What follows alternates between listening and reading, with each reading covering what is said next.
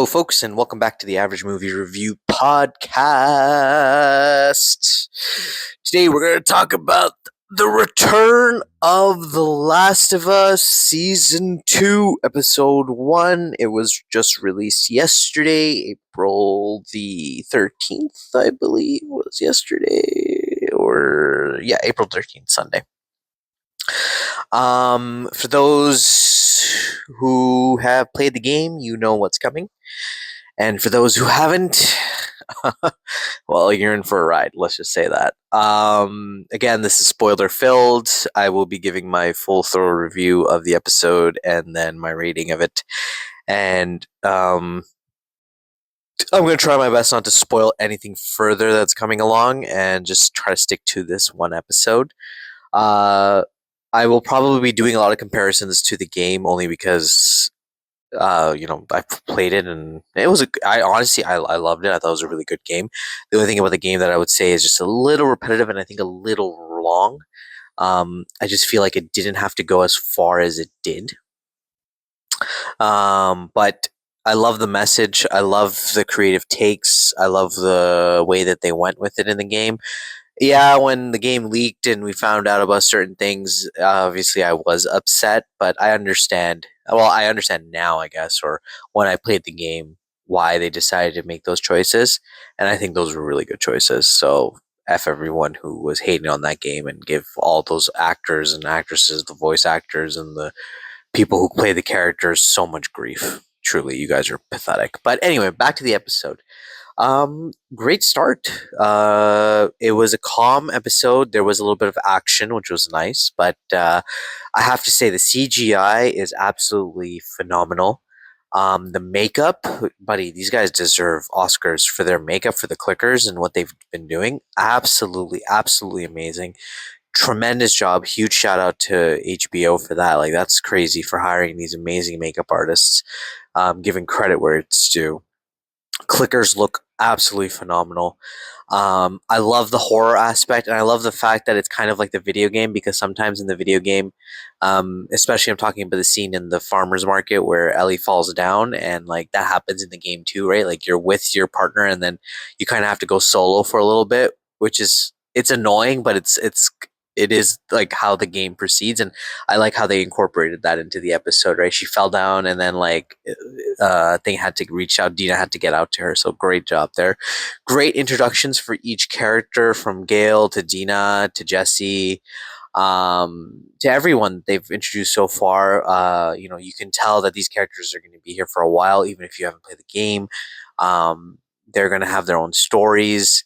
From what it seems like, they are deviating a little bit from the game, with certain storylines. Although maybe I'm just not remembering it clearly, but I could be wrong. But there are a few changes, and I believe they did mention they're not going to follow the game thoroughly. Like, it will have the generic story of the game, but they're going to add their own little twist to everything, which is pretty cool, and I think it's pretty nice. I hope they make one big change. I don't know if they will, although I think it's very important to the story, so it kind of makes sense if they don't. But if they do, there's a lot of ways that they can kind of do it. So I'm excited to see that. Yeah, I'm loving the fact that they've shown the strained relationship between Joel and Ellie, as they show it in the game as well. Pedro is just fucking phenomenal. Like, holy crap, man.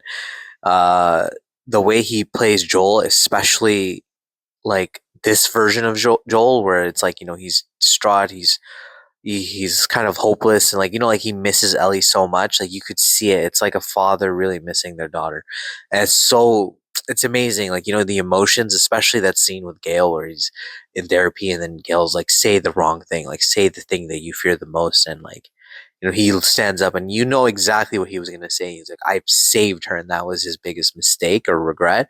But to him, it's not a regret, right? To him, it's the right thing to do. And if it means that she will forever hate him for the rest of his life, he's okay with that because he just wanted to give her the life that maybe his daughter never was able to give her. I'm loving the little father daughter relationship between Dina and Joel. That was cute as well. Like it's true. I was thinking the whole time when Joel said in the scene with Gail again, like Dina's my daughter. It feels like she's my daughter. She gets me. She understands me. And I'm like, yeah, it does feel like that, right? But then again, you know, you have to kind of understand like Dina's only doing this because she doesn't know the truth. Maybe if she finds out the truth of what Joel did, maybe she'll hate Joel too, right? So again, so many little parallels, so many little things that could potentially happen, and it's just some things that we have to keep in mind. And I think they're doing a great job at progressing the story. They're teasing so many things. I am excited to see Abby. I believe I like the fact that they showed her as like a skinny, scrawny girl right at the beginning, but you can tell she has grown up to be a little bit more like more muscle in the last 5 years, and just off of that little teaser right there, like you could tell, like she right at the end of the episode, like where they show her, like she seems a little bit bigger. So I hope they continue that because again, Abby's whole one thing was like she was kind of like a jacked girl, right? Like she's strong. So I'm excited to see that. I hope they continue that. I hope they don't leave her skinny because she's way too skinny in the first scene. The introduction of her entire team, Owen and all of those guys and everything, seeing those characters, and knowing what is going to happen is kind of sad, but you know, again, great job at introducing all the characters, their motivations, who they are. Obviously, if you haven't seen season one, you won't understand. But if you see season one, you know what these guys' plans are and why they want to kill Joel so much, right? What else? Yeah, like taking the scenes out of the video games and putting it into the show. Again, amazing, especially the New Year's scene where they're dancing and everything, and then Joel pushes that man. Although in the game he only pushes him a little, but in the in the show he pushes him right to the ground.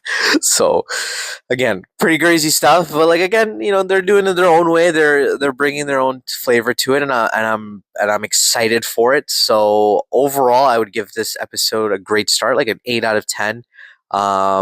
There wasn't much action again, but like it was a decent amount. We got to see the clickers, little moves that they had to do, like, and how to kill the clickers, and then the fact that the clickers are getting smarter as well. That's a different thing as well. So that's pretty, that's a new thing, and that's a threat, right? And then the tease of the clickers coming into the village. Now, again, I don't remember if that's in the game. I don't think that is, obviously, but if you see the new trailer that came out with the upcoming episodes, you see that the village gets ransacked by clickers. So I don't know. I don't believe that the clickers came inside in the game, but I could be wrong. I have to kind of go back to see that again. But yeah, so those little teases, Abby finally finding the city after 5 years, that tease, amazing. Everything is coming together, right? Like, they're teasing so many different storylines, so many different things that could potentially happen, and they're doing a good job at it. And also the music. Oh my god, the strumming of the guitar is so good in some of the scenes. Like it's so emotional. It really plucks on your heartstrings. It really does. So kudos to them on that one as well. I mean, they're keeping the music alive. Visually stunning show. So far, story wise, really, really good. Everyone is living up to their expectations. I know a lot of people are hating on Bella Ramsey for her acting. I'm not gonna say she's the best person to play the character, but she's not the worst.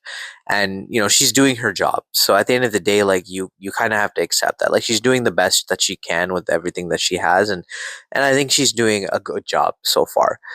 Honestly, I did not expect Pedro to be Joel. I thought that was a miscast, but buddy, we're not gonna get any better Joel than this guy.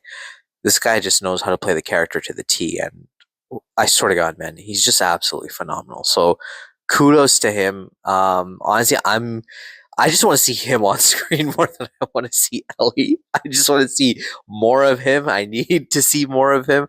I want to see his interactions. I want to see how he lives. I don't really care for Ellie right now, but we all know this is Ellie's story. So let's see how it progresses. And yeah, let me know how you guys feel about it. If you think the show could be doing better, or if there's other changes, or if you've seen the game, like what are you expecting? Leave some comments, let me know, and I'll catch you on the next review. We have quite a few reviews coming up this week, so stay tuned. Daredevil will be ending tomorrow, so I will have that review up and running right away as soon as the episode releases, hopefully. And yeah, and I'll catch you on the next episode. Thanks, guys, and have a wonderful day.